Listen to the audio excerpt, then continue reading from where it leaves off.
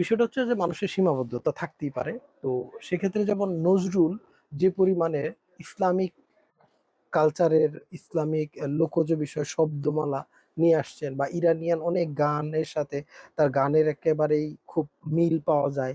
তো এইগুলা নিয়ে আসে। সেক্ষেত্রে রবীন্দ্রনাথ বা আরো অন্যান্যরা তো ওই সময়ে ওইটা ইউজ করে নাই। আর এখানে ব্যাপারটা হচ্ছে ধর্ম এমন একটা বিষয় যে একজন আরেকজনকে অপর করে দেখার একটা চেষ্টা সবসময় থাকে।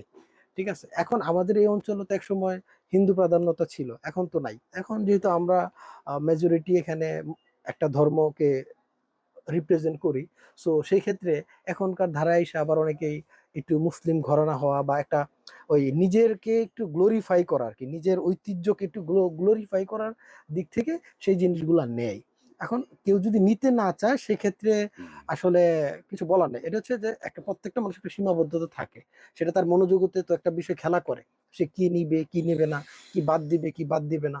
তো এই এই জিনিসগুলো আসলে যে ব্যক্তি মানুষের কাছে রেখে দেওয়াটাই ভালো, আমি মনে করি আর কি। আচ্ছা, এটা তো ব্যক্তির পছন্দ অপছন্দের জায়গা গেল। কিন্তু যখন কোনো একটা সাহিত্য আন্দোলন, সেটা প্রকাশ্য আন্দোলন হোক বা অপ্রকাশ্য একটা প্রচেষ্টা হোক, সেইটার মধ্যে যদি এটা থাকে সেটাকে আপনি কিভাবে দেখেন?